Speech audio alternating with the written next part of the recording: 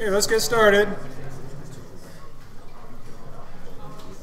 Okay, PS 9 is out and due at the end of the week.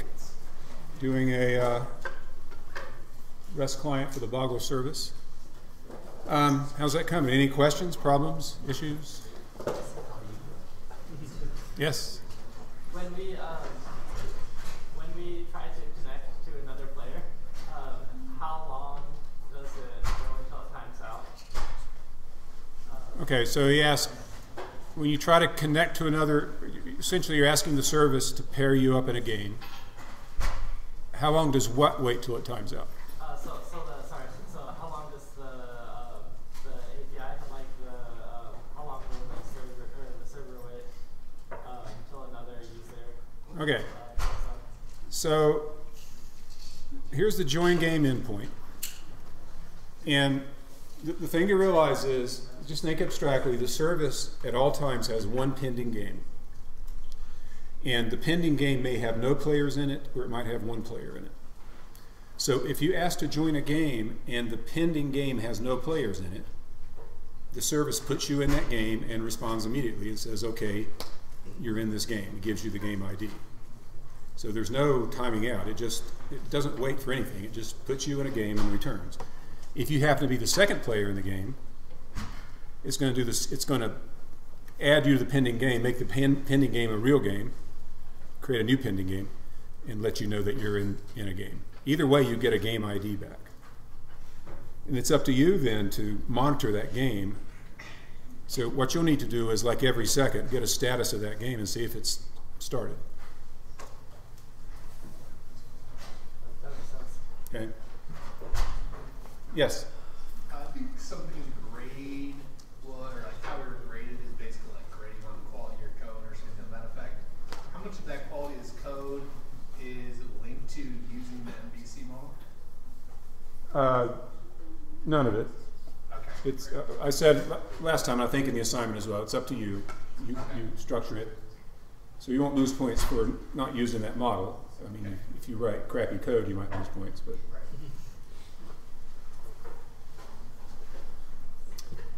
any other questions? Yes? Like, when you access like a get token or like a request, right? And then like you get the game ID. How do you get like specific information?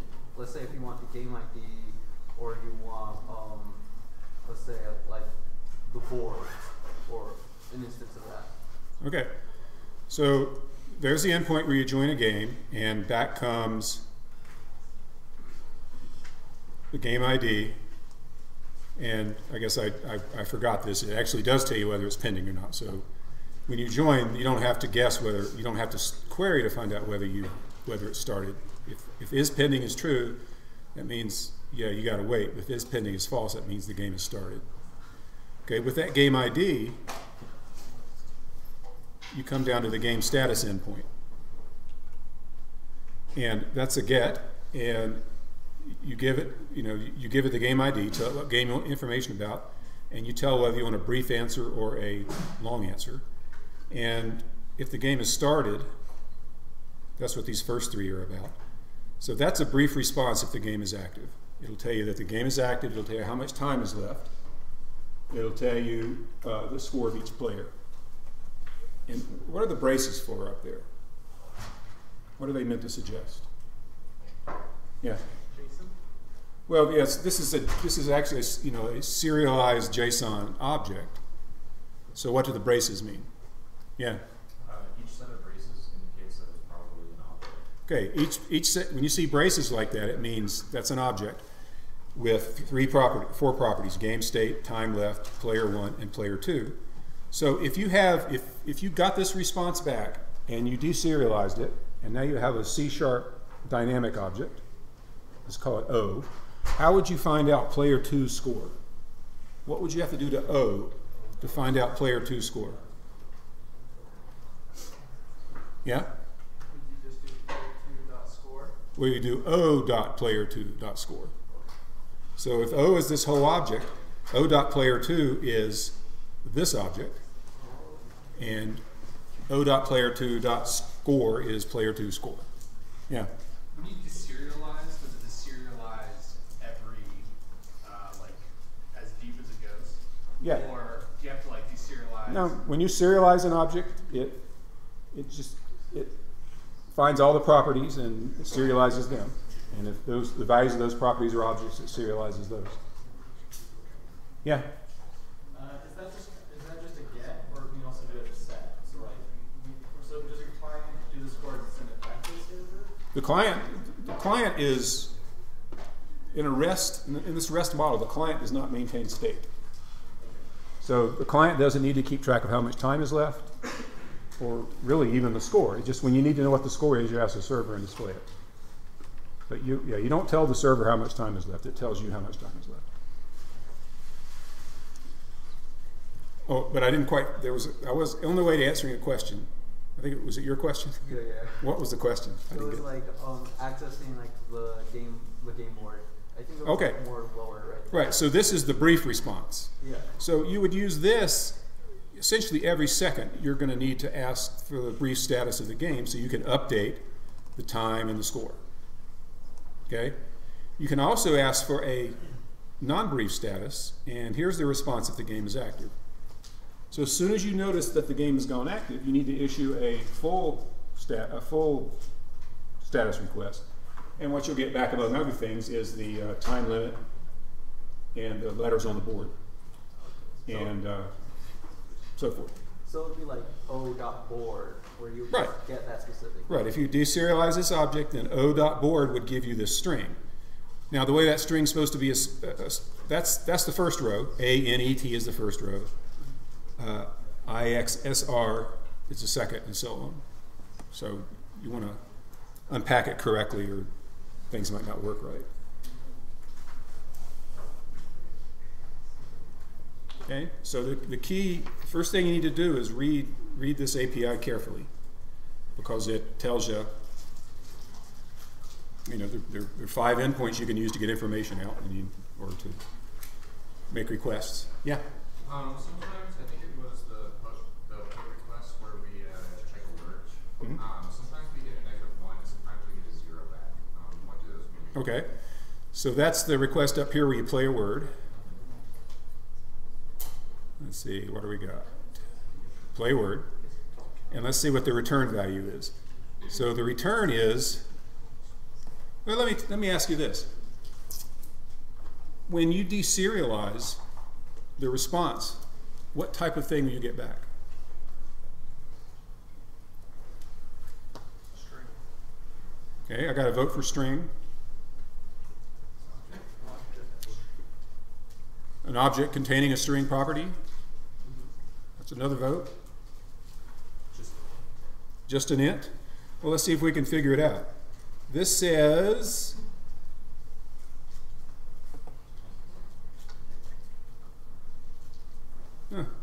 yeah, returns the score for the word in the context of the game.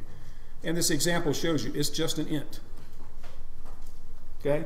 So when you deserialize it, you will have an int. You won't have an object. You won't have a string. You'll have an int. So not everything comes as a property of an object. You need to look at the response example to see what type of thing is coming back. What was the question? Oh, sometimes if you play a word that's illegal, it's not in the dictionary. That's a -1.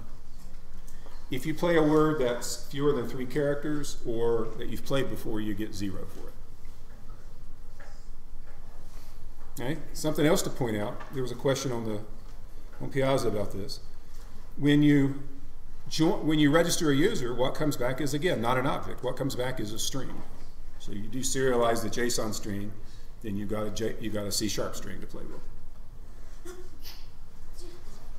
And I'm realizing that I don't explicitly give the type there for things, but if we come to this documentation here, let's see, request information, response.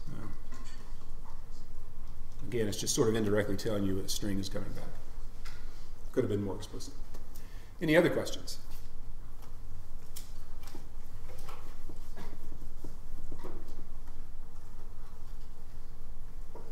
Okay, so really, this is you know, you're doing sort of this weird new thing and making calls to a REST server that's somewhere else, but it's like using, it's almost the same as if I had given you a class and say there are 5 methods you can call in this class, and you wrote a game against the class. So it's not, shouldn't be a very mysterious or difficult assignment. Okay, so let's say that you have read the API and you still have questions about it. You don't understand exactly how to use something. What should you do? I mean, you can always ask questions, but besides asking questions, what can you do? Yes? Look at the examples. Okay, look at the examples in the documentation, certainly. Yeah? You could mess around with the advanced REST service. Right. Mess around with the advanced REST client. So you can go into here, and you know, we saw this last time, so I won't dwell on it too much, but you know, I've got it set up here to do a post to our server, and I'm going to do boggle service / users. You can't see the whole thing there. I have set up the headers so that I've got content type and accept to be application.json to tell it I want to communicate using JSON. And then I've just got to put the right thing in the body. Now what I put in the body was that string Joe, because the thing you send, according to the API, is the string, not an object containing a string. So if I send that, then back comes OK, and you can see what comes back. What comes back is, that's the JSON that came back. It's just a string. Okay? Now maybe you mess up. Maybe you send an integer.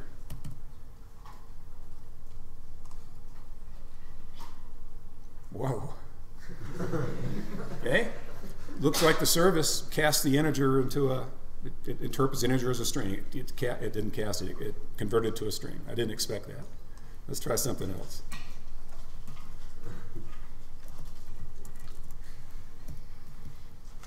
I'm trying to get it to mess up here.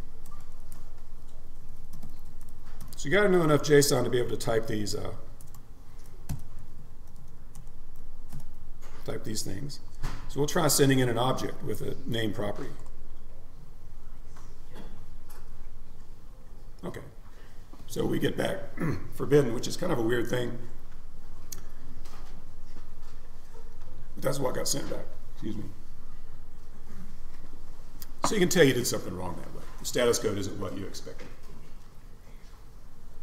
Right, so play around with it and get an idea for how things work.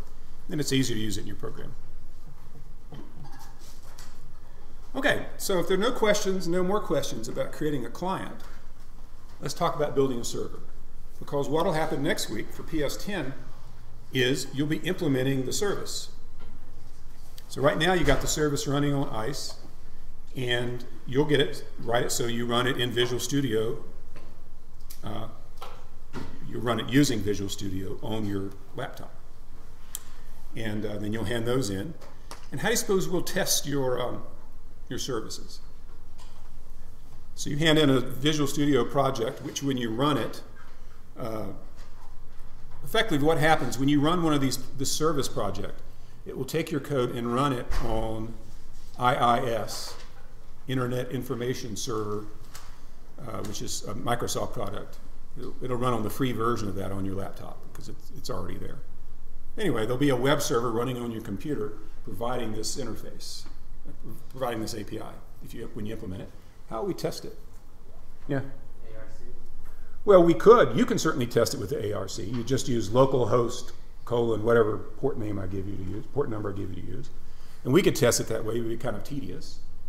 Basically, we'll write client code for our test cases. Our test cases will be code similar to what you're writing for your client right now, which is code that, so we'll have to run your service in one copy of Visual Studio, and then we'll have to run our test cases in another, and it'll connect to your service and send stuff and make sure the right stuff comes back. So that's how we'll test your service, and that's one way you can test yours as well as you're developing it. But let's see how to make a service. So I've got some slides here, and I'll look at some of them, but mainly they're there for you to look at later. Because I'll do a demo that covers most of it. But let's just think about what an HTTP service has to do. So you've got a web server. It has to somehow listen for an HTTP request to come in. So what happens is the client is going to contact the service and say, hey, I have a request I'd like to send, and something happens and the request goes over. Then the service will have to extract the information in the request. It'll have to look at the URL to figure out what endpoint's being asked about. It'll have to figure out, is it a post, a get, a put, whatever. It's going to have to pull information out of the URL. There may be parameters that are encoded into the URL, so have to pull those out. It might have to take the request body and deserialize it. So it's got to figure out what's being asked and what the parameters are. Then you've got the computer result, and that produces two things. The actual, sometimes there'll be a result that needs to be sent back in the body of the response, and there'll always be a status code that needs to be set and sent back. And then the response needs to be sent. So that's a lot of stuff going on you don't know how to do. But the good news is you don't have to do much of it yourself. You'll be using a framework, which is essentially a bunch of methods and classes already implemented. Frameworks are designed to make it easier to do common tasks. And so this is a framework that makes it easy to deploy a REST service. So what is it that you'll have to do? Which of those verbs will your program have to do?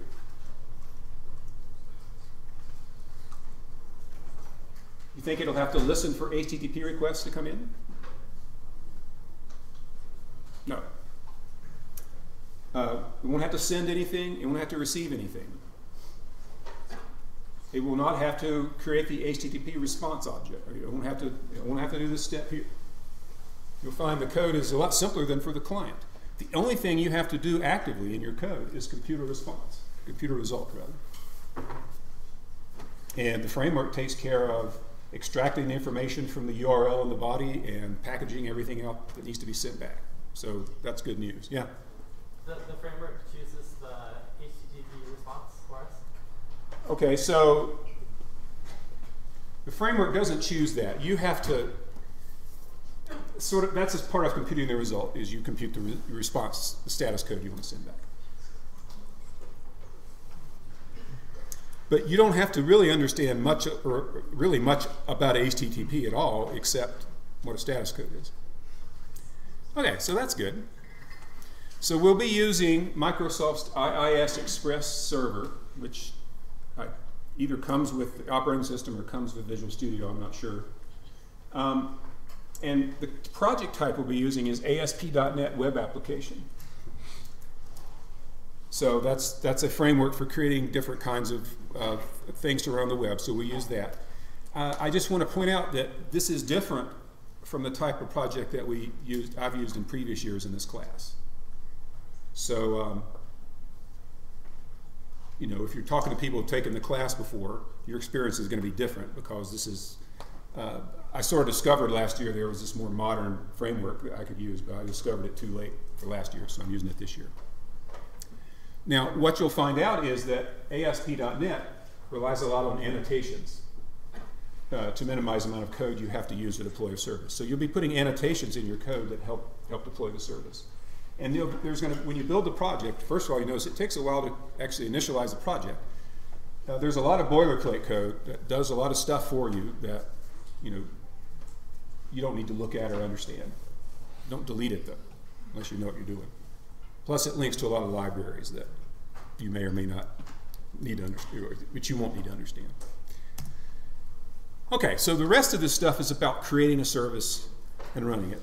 So I just want to go and demo it, so we'll close that down.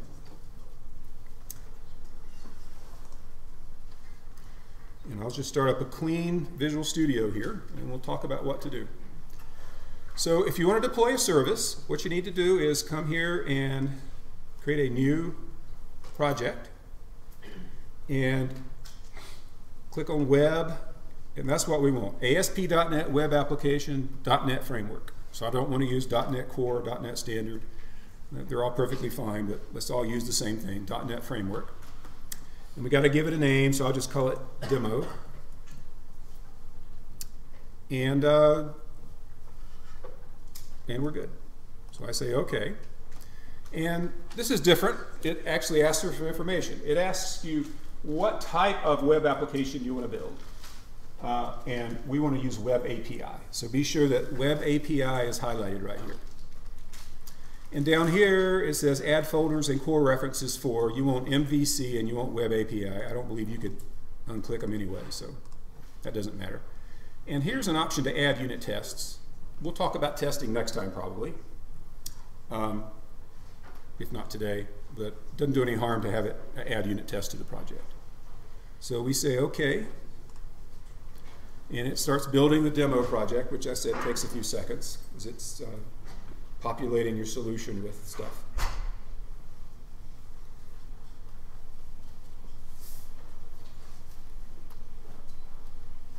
Now it's on to the tests. And finally, it's built two projects for me, demo.test, which I'm not going to worry about right now, and demo, which is our web application. And over here is some stuff you can read if you want to. Now, ultimately, what we'll be doing, you're going to build your service in PS10, and you're going to build it in a way I'll describe later that does not involve a database. Then in our next assignment, you'll be adding a database. And then once you've added the database, you'll have a full-fledged web application. And one of the labs, the lab after that, will show you how to push it up to Azure, so it's running on the cloud. So we'll get to that later. Okay, so here we are, and up here, I can run it. So let's click on the Start button. The Start button says IIS Express. So essentially, the code is running in Visual Studio, so you can set breakpoints and step through it, but it's being run with the help of this web server. And what it does by default is it brings up a web browser to the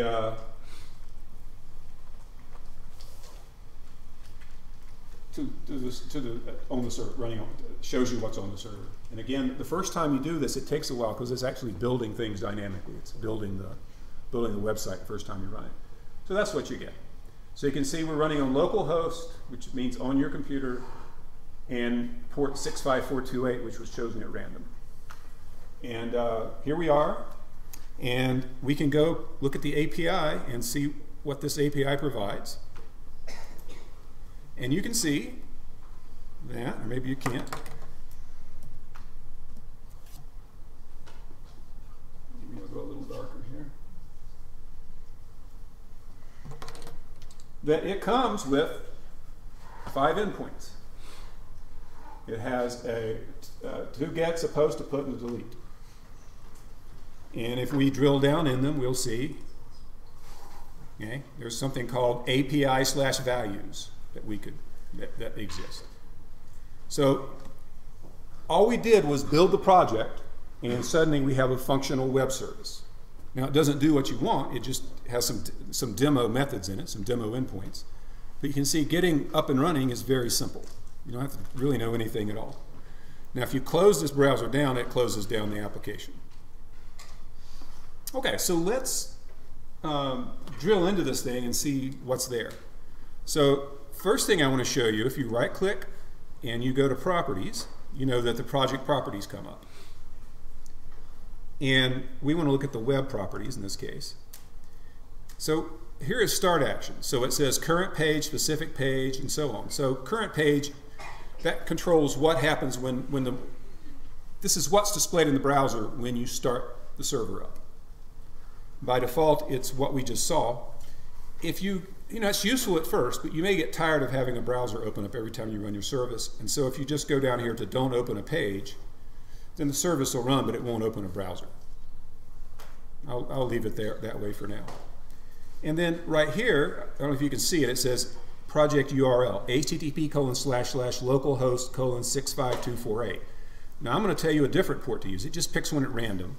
And I forget what port I'm going to have you use, but let's say well, what port are you using? No, you're not using. Let's say it's 60,000. I'm not going to use 60,000. I'm going to use 50,000. So you say 50,000, and you have to come over here and say create virtual directory. And now, next time we run it, it ought to run on port 60,000 or 50,000. Let's make sure.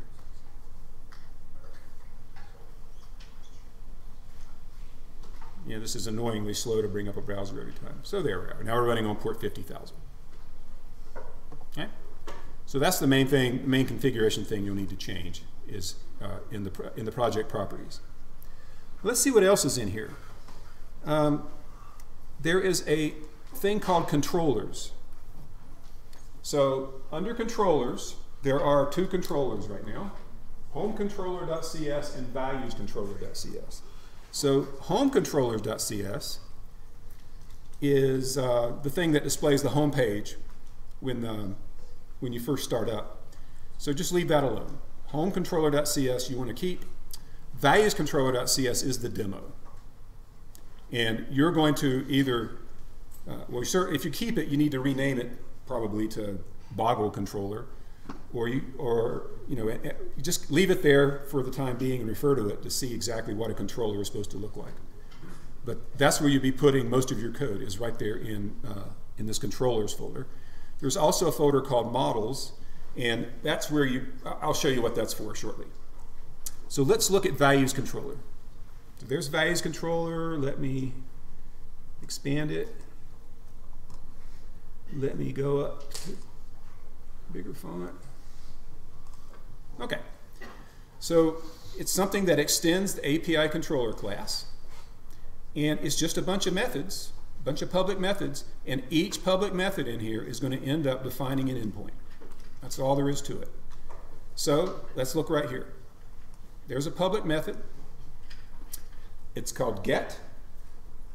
It takes no parameters, and it returns an array of 2 strings. So it returns an array of strings.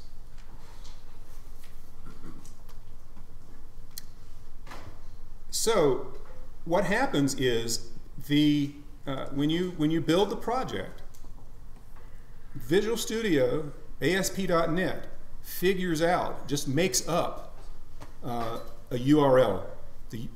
It creates a URL to use to invoke this service. And you can see it, put it in the comment here. It's going to use API/values. Now, in our service, we don't say API/something. What do we say? Boggle service. So you can think of that as the name of the API. And then this, where did it get values from? Why did it come up with, how did it come up with API/values for this endpoint? Yeah?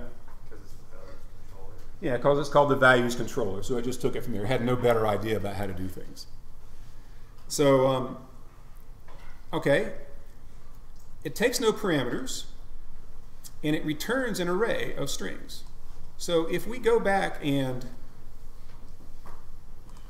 run this, the method was called, okay, it's an API values endpoint. So let's look at it. There is API values right there. Let's go see what it takes. It takes no parameters in the URL. So the URL doesn't contain any embedded information. There's no information comes in the body. So how do you suppose it figured out that when you use this particular endpoint, all it's got is that method implementation to look at. How did it figure out that there's no parameters coming in from the user? Yeah? Because when it's converted to a put request or something, there's no. Is it from the XML comments? Like, Well, there isn't any that wasn't. yeah, it's not from the XML comments. That's a good guess, though. Basically, the method takes no parameters. What happens is when this endpoint is used, that method is going to be called. And the method takes no parameters, therefore you would expect no information in either the URL or the body.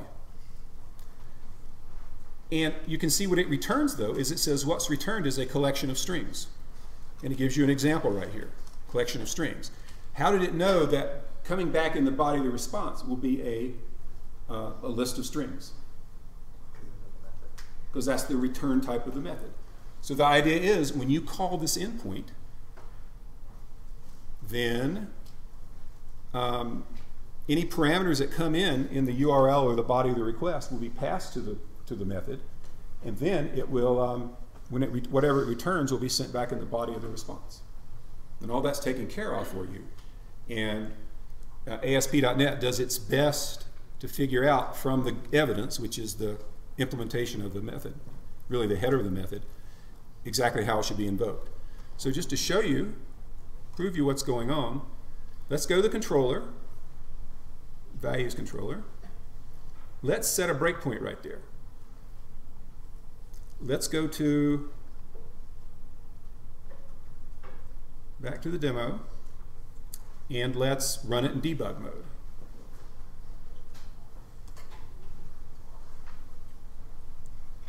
And then let's go, let's come over here and invoke it. So how can we invoke this thing?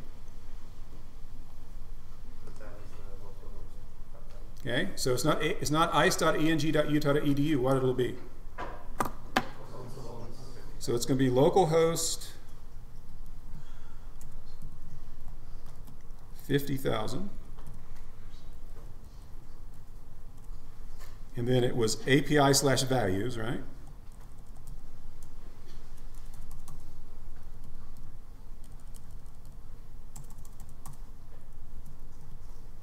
No information there. We're going to do a get. It was a get call. How does it know it was a get instead of a post or a put or a delete? The method started with the word get. So it figured if it started with the word get, it should be a get request. We don't need anything in the body. I don't think it'll harm anything if we pass it, so I'll leave that thing in the body. And we should be able now to send this request to our running service. And what happens? We hit our endpoint. We hit our breakpoint. So what happened was that request came in, and ASP.NET looked at it and says, ah, yes, that corresponds, that URL corresponds to this method right here, get, and called it. It passed it no parameters because it doesn't want any parameters. And whatever we return, ASP.NET is going to take care of packaging it up to a response and shipping it out. So if I continue now, then the answer ought to show up back here. Okay. And you can see right here, it sent back the list of two strings, value 1 and value 2. So let's go back and review exactly what code did I have to write to get this service working, to get this endpoint working.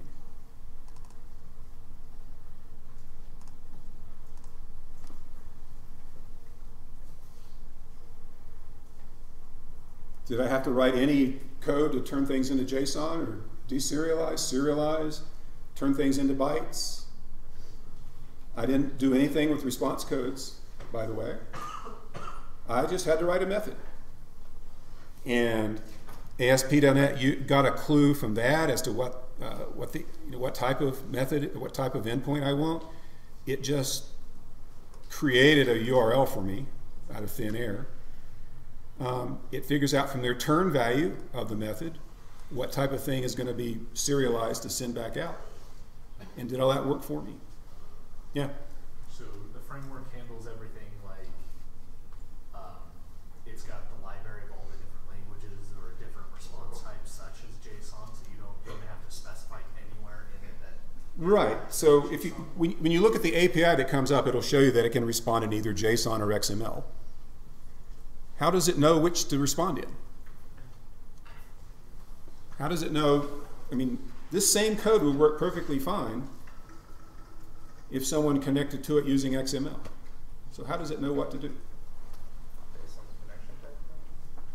Yeah, it's a header. So back here when we called it, we set the header. We have a header that says, okay, this is JSON. Now if I change this to XML, then I'd need to, we would send XML to it, and it would send XML back. But the framework takes care of that. The framework looks at the headers and figures out how to serialize and deserialize, whether it's dealing with JSON or XML. We could send it XML and get JSON back, or vice versa. So when you hear people say, yeah, I create websites and I use such and such a framework, and there are constantly newer and cooler frameworks being invented, they're just saying, okay, I've got this great tool that does most of my stuff for me, and I just have to do the non-routine parts. So often choosing the right framework to use is the most important thing you're going to do. All right, let's look at the rest of the. This is just the API that shows up as a demo. Okay, look at this method here.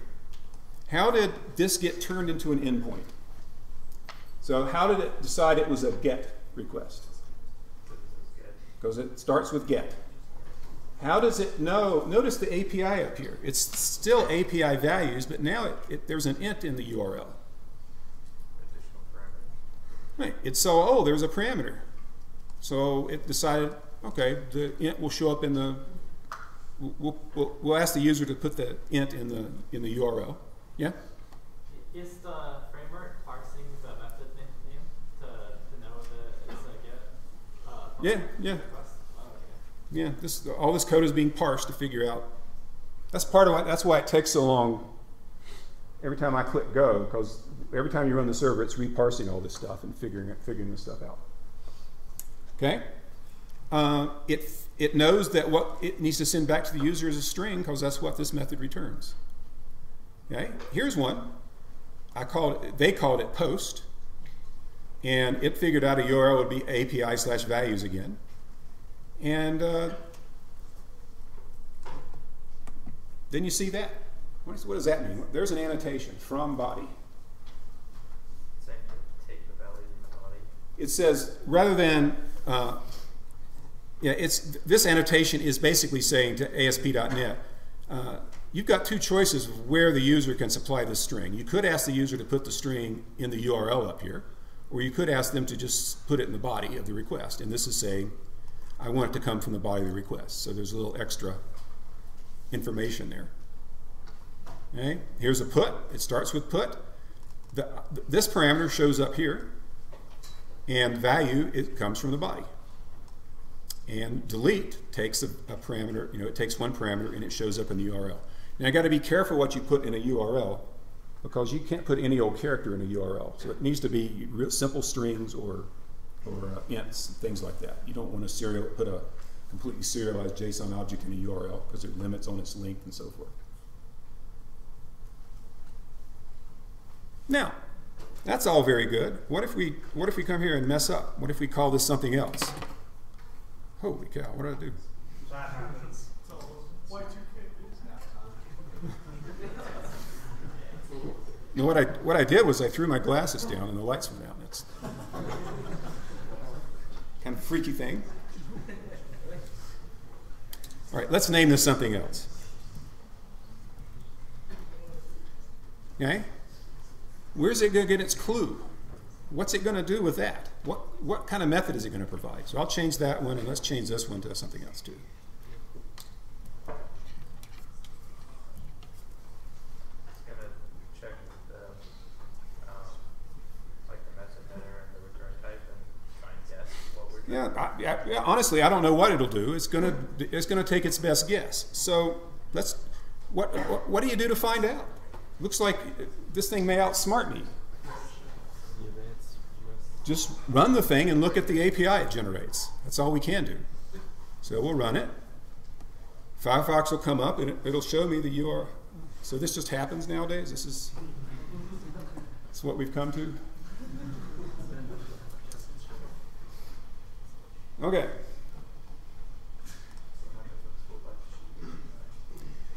Okay. What did it do? It had no idea what to do. So it left them out. Well, that's no good. So the secret is, yes, you can rely on ASP.NET to figure out what you meant, or you can tell it what you meant. So the way you do that is with annotations. So I can do this. I can put an annotation before this, and I say HTTP post. I think it's all caps. No, didn't like that. Does doing that do this a similar thing as Java annotations? Yeah. If this were a Java framework, you'd be using Java annotations with @signs. So this is just an annotation that says, by the way, I want to use post for this thing. So now if we Is it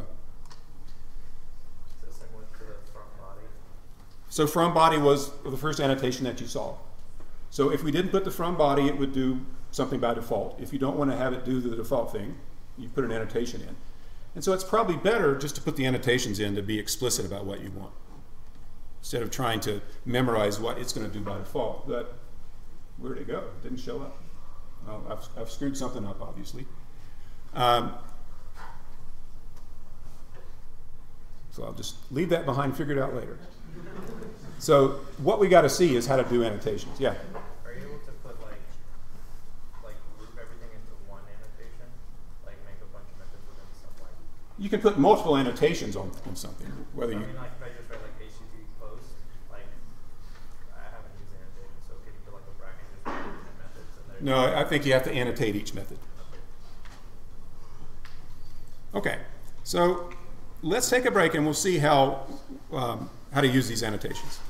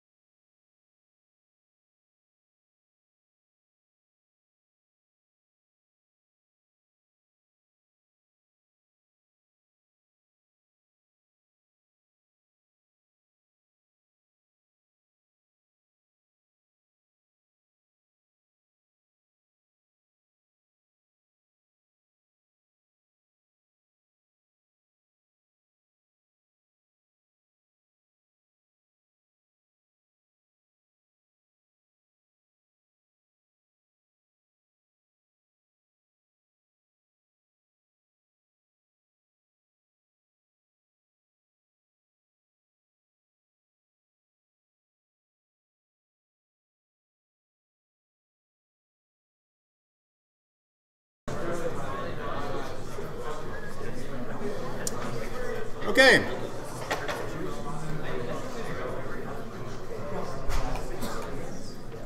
Okay, here's what I've done. I've switched over to a new project. So I showed you what happens when you first create the thing out of the box, and it works. And now I'm going to show you my to-do list service. So we've been looking at the to-do list client. So we'll look at the service we were consuming before. And here it is, to-do list server. And I got rid of value controller and put in to-do controller. So this contains the endpoints I actually want to have. So you want to keep that home controller just for the startup page. So here's to-do controller. So let's take a look at it. All right, and what you expect to find in here is a bunch of methods that are annotated to work the way you want them to do. So let's look at the first one here. So I call the method post register. So the name doesn't have to be post. As long as it starts with post, it'll be a post request. And so that's why I didn't experiment with that HTTP post annotation until just now and discovered it doesn't work like I think. It's really not so bad to name your method post something. So post register is a post method that does a post.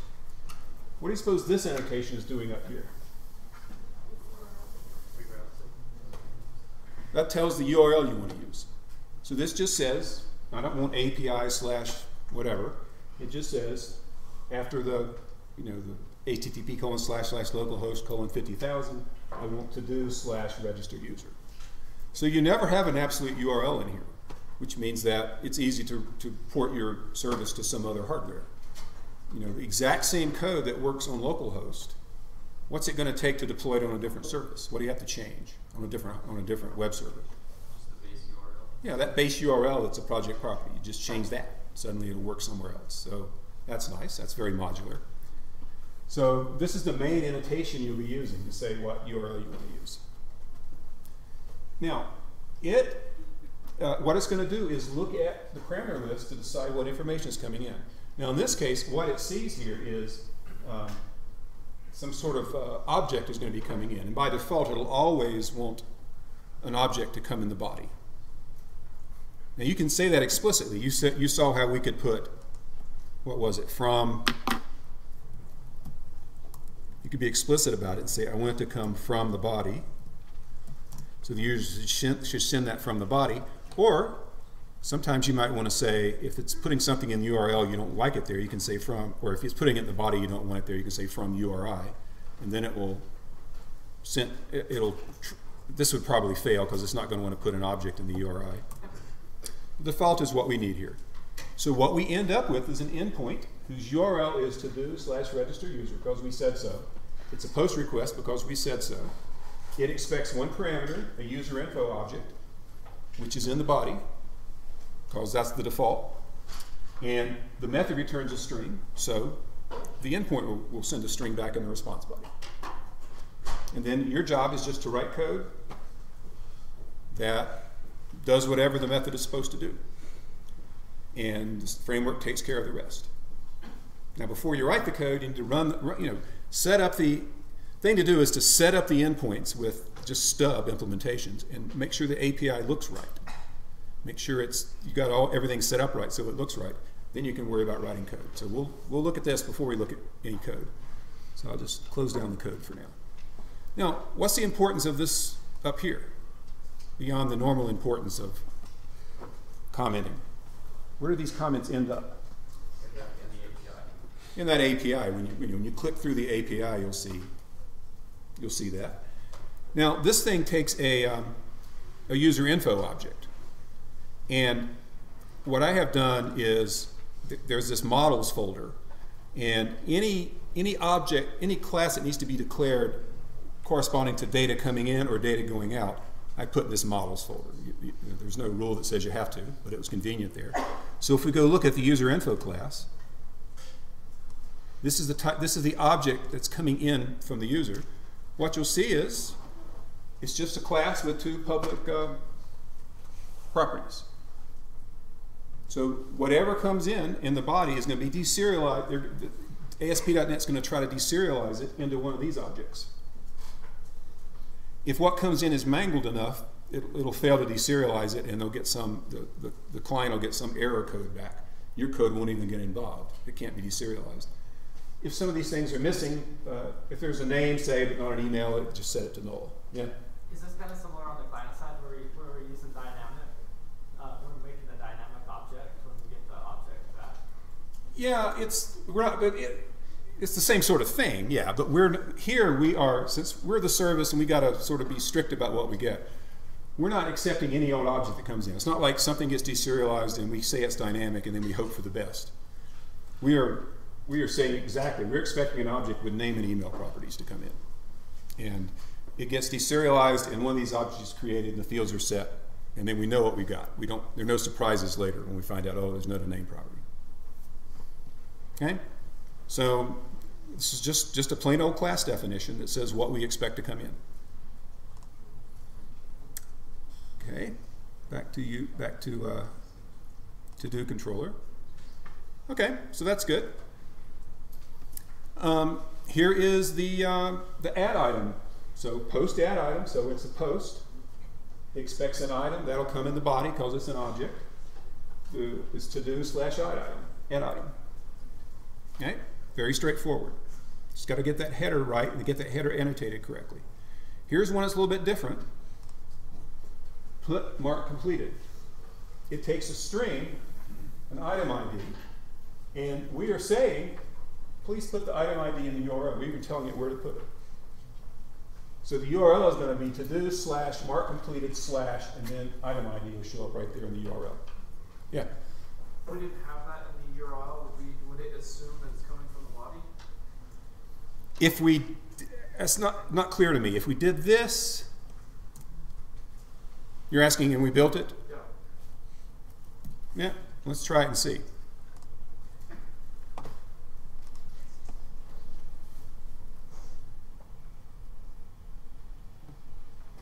So this is what you have to do when you're first designing the API, is just to make sure that you've communicated your intentions to ASP.NET.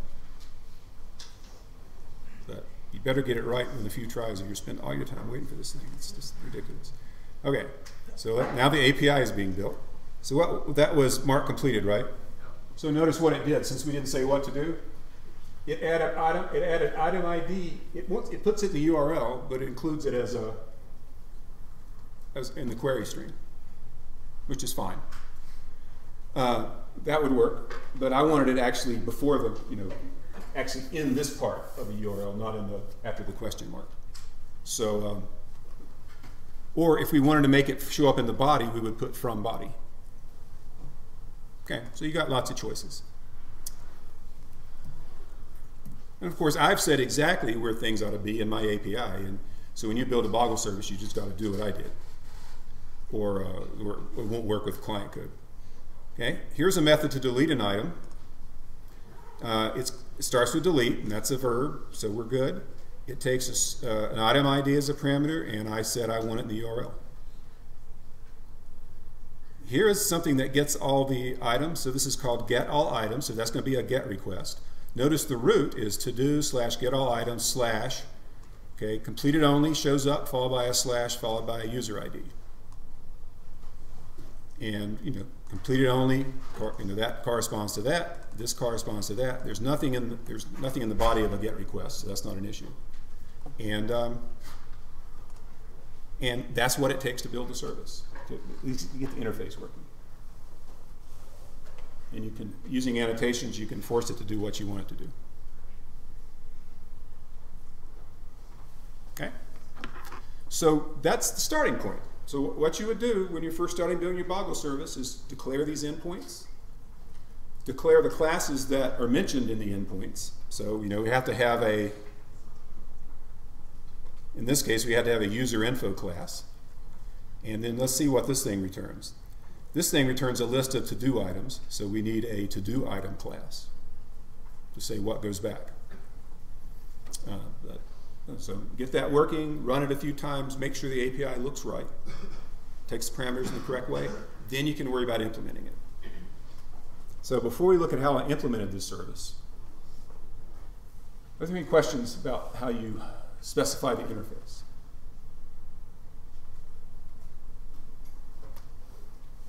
Okay. Well, let's think about implementing the interface now. So remember, the to-do list keeps track of a bunch of users, and it keeps track of a bunch of items, to-do items that the user needs to do. And it keeps track of whether items are completed or not, whether they've been finished or not. Keeps track of who owns an item and so on. So forget about servers, forget about the web. If you're in, say, 2420 and you're supposed to write a program that keeps track of that information, what do? How would you do it? How would you keep track of a bunch of users and a bunch of items? You might have a list, you might have a dictionary. You would pick some way to represent, or we'll ultimately use a database for that purpose. But what we're going to use today is what I call in my comments a poor man's database. Let me show you what I mean. So this, normally I put my variables at the top. I put it at the bottom just to keep them out of the way. So I elected to use two dictionaries. So I have a dictionary called users that maps from user IDs to user objects, and another one that maps from item IDs to to-do item objects. So that's essentially my database is contained in these two dictionaries. Now, why did I declare them static? This is a subtle point, but a crucial point. In the poor man's database, in this framework, you need the variables that are keeping track of the state need to be static. Yeah? Because multiple things are going to be changing. He said multiple things are going to be changing. You want just one of them. So let's look at another take. Yeah? You just want one instance of it, kind of like a single pattern. Right. I don't want to have multiple lists of different users. So here's what happens. I'll take your comment. Yeah. Well, I would assume that every time we get a request or anytime we have something coming in a service, then it's basically a new thread that's running through this. So if we have a new item for each thread, then it would just be independent for every request we want. Right, so we're getting at it. That's essentially right. What happens when a request comes in is ASP.NET creates a, what did I call my controller? A to-do controller object. It creates a new to-do controller object and then invokes the proper method on that object. So if I used instance variables, every time a request comes in, a new object would be created, modified, and then thrown away. Right? So it wouldn't work at all. We'd be constantly forgetting everything. So we need to have one user list, or one user dictionary, one items dictionary that are shared across all objects because a new object is created for each request. Okay? Now, that's one reason, I call it a poor man's database because we're doing it without using a real database. What we'll see next week is, okay, that's not such a good idea for various reasons. And what we'll do is get rid of all that stuff, get rid of those three variables, and replace it with a proper database that can be accessed and queried to contain the data for us. But for right now, just to get our feet wet, we'll store information in those two variables. So for your Boggle service, you'll have to do something similar. Right? You got to keep track of games, you got to keep track of users.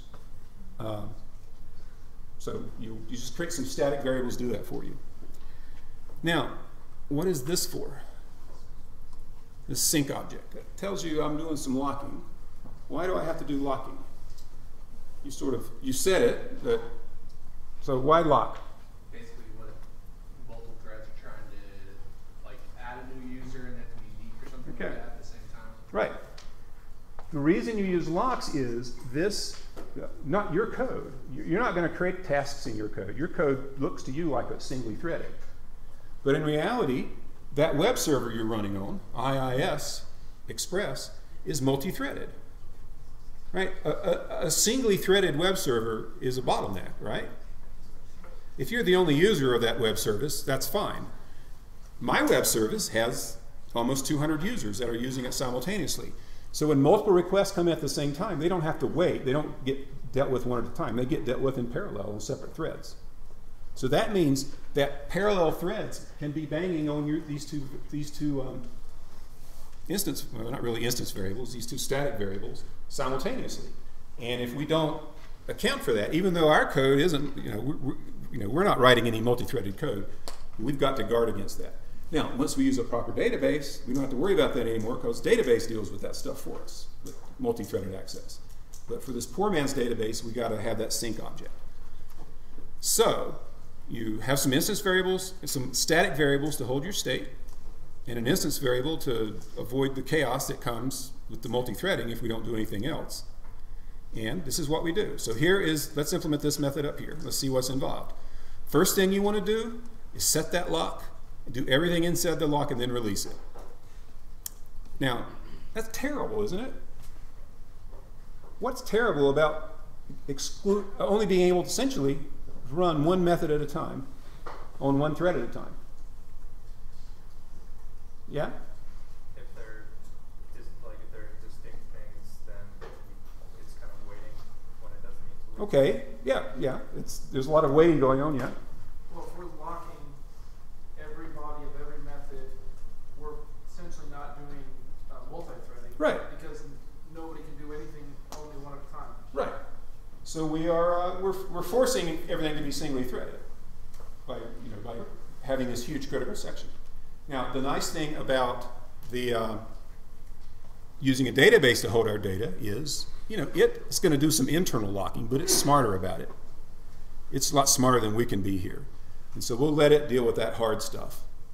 And right now, rather than try to think carefully about do we really need, we don't have to lock the code that checks to see whether user.name is stalled. But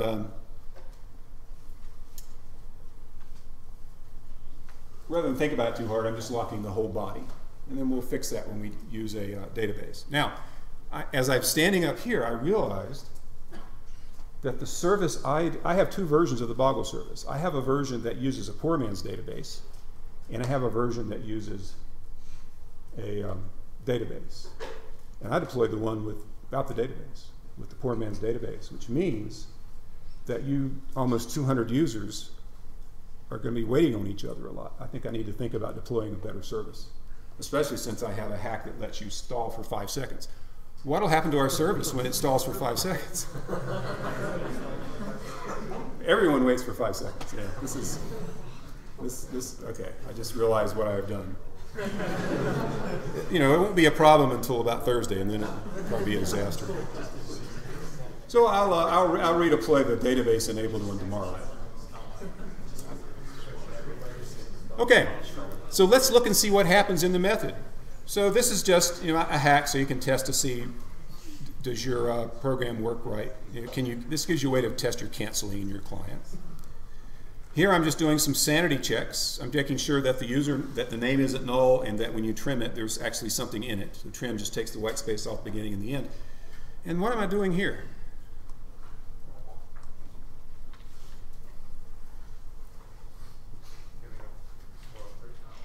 So if there's a problem with the input, the API actually says that the call to the endpoint should end with status code forbidden. And so in this ASP.NET, this is how you, when you throw this kind of exception, when you throw an HTTP response exception containing a status code, then that's the code that's going to be sent back to the user. So anytime there's a problem, we just throw this exception and it's caught, and the right status code is propagated. Otherwise, all right, we generate a new unique, globally unique ID as our user ID. Where'd user come from? Okay, so this is the user information that came in. We add it to our database, such as it is, and then we return the user ID. And by default, if you don't, when you return normally, when you return something, the status code is 200 by default. So the API conveniently calls for 200 to be returned each time something is returned. Okay, so that's what you do. So this is you're just implementing a class now. The only time you have to be aware that it's not a class, it's really something running on a server. Well, it is a class, but it's not a standalone class. It's running on a server. Is sometimes you have to be aware of what status code to return. Okay, so if we look at this one here, add item, it's going to be pretty much the same. It's got that lock, it's doing a sanity check, it's updating stuff.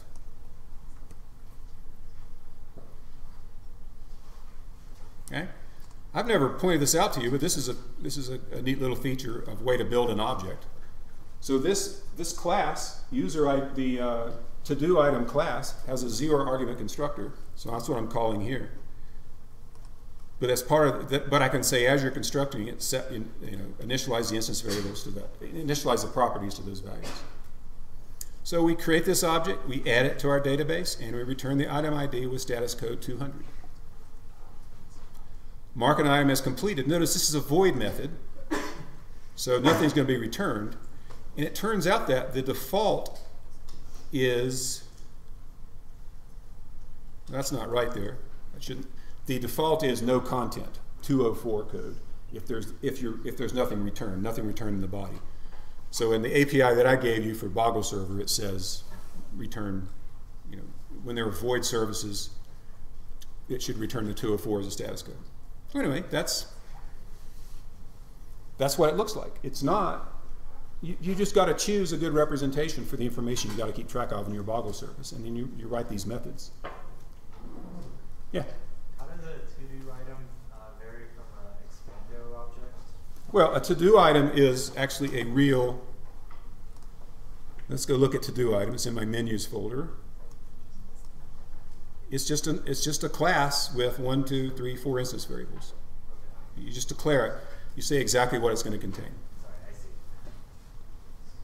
See, see. the client can trust the service, generally, the server.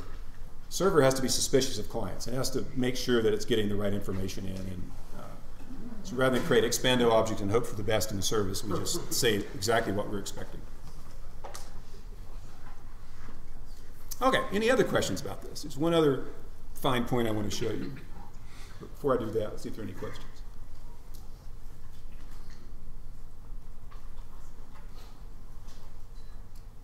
So how about, until you hear otherwise, don't use the feature of my API that lets it stall, makes it stall for 5 seconds. Because you'd be hosing everybody else. Wait till I tell you I've got a new version up. Okay, now, here's the thing. Let's think about that status method. In fact, let's go look at the API. I wonder if I still have it up.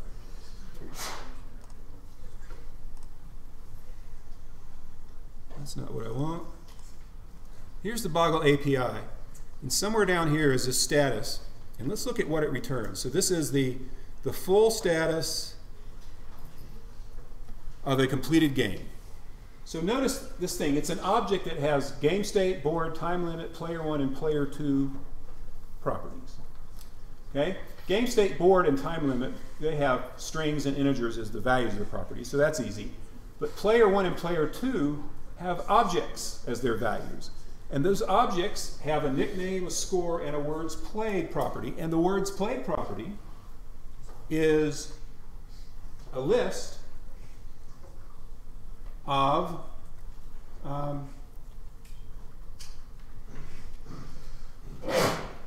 this looks mangled here. Oh, okay. It contains a list of objects. Each object consists of a word and its score. So it's a fairly complicated thing. So you would need to declare classes like a status class that has those properties, a player class with the right properties, a word played class with the right properties, and hook it all together. And when you want to send, my question, what I'm leading up to is, sometimes you have to send back the complete status, and sometimes you want to send back just some of the status. If you're asked for a brief response, you don't give all this information. You would just give the game state, player 1 score, and player 2 score. So most of this stuff would be left out. And so the question you're going to ask me next week, if I don't explain this right now, is how do you do that? Because all your game status method can do is return a status object. And the status object contains all these fields. So let me explain how to arrange so that not every bit of detail is serialized. What we want to do is, in some cases, serialize everything in its full detail to send back. And sometimes we want to serialize just parts of it and ignore other properties. So that's handled with annotations again. So let's go look at that. And that'll be our last bit. And you'll be, I'm sure people will ask me this question anyway next week. Let's look at to-do item here.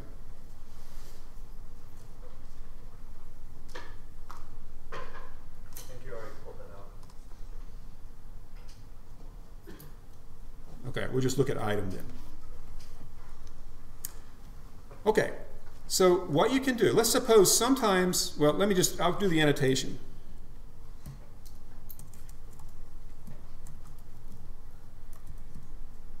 No, now I've forgotten the annotation. Shoot.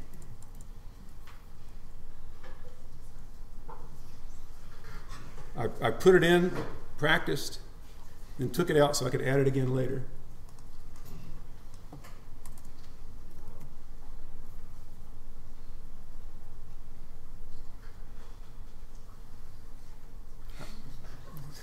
I'm trying to remember what it's called.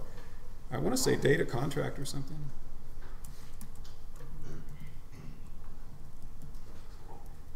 All right, well, when I can't remember,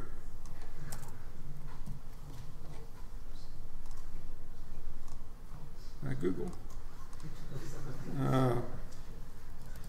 Optional property serialize.net, ASP.net, something like that. Optional field attribute. That's not it.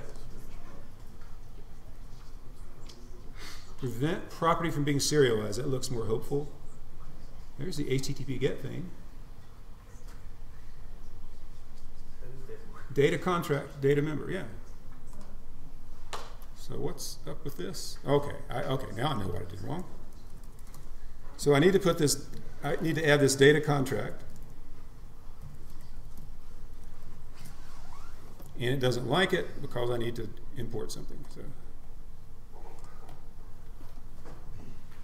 Okay, that's good.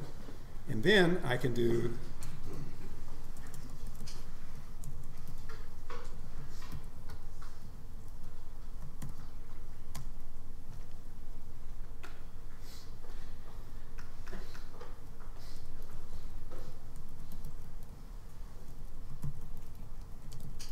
okay, that's the annotation right there. So you need to put the data contract up there so you can put this annotation here, but that's the one I really care about.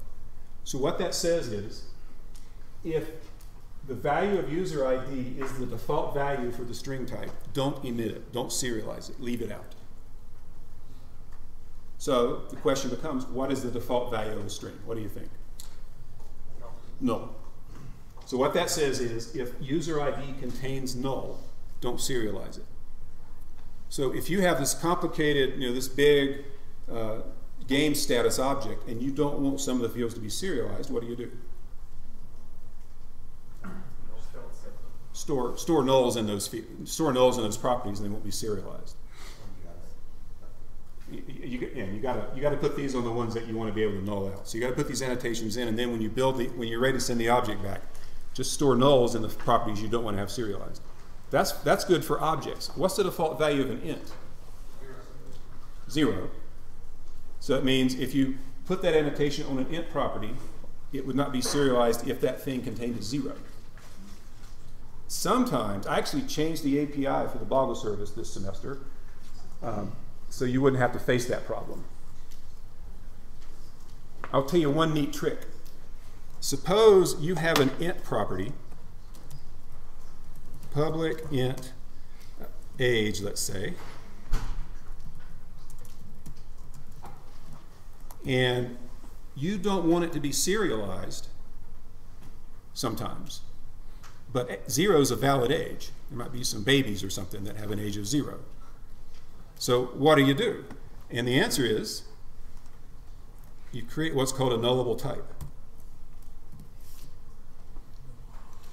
Okay? You put a question mark after it.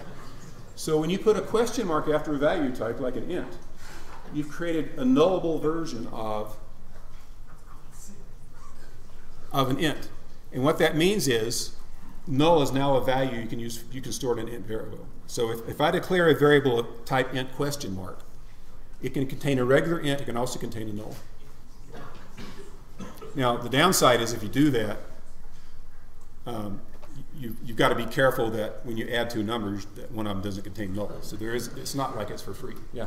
Does it default set like the null now? Is that the new well, right. If you declare Yeah, the default value of int is now null when you create a nullable int. The default value of a nullable int is null. Yeah. Can you do that for passing in parameters, or does that only work for recurring? No, it's just you could pass. You could have a parameter that's int question mark.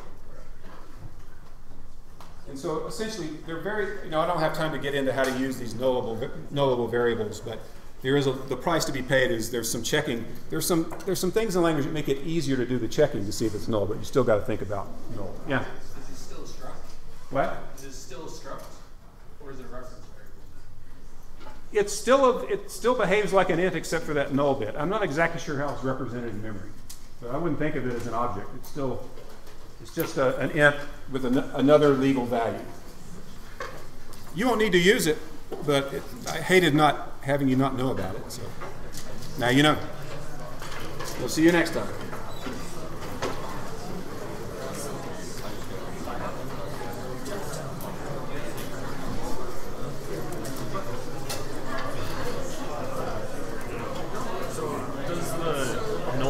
Does that work for like any primitive type? Yeah. Okay.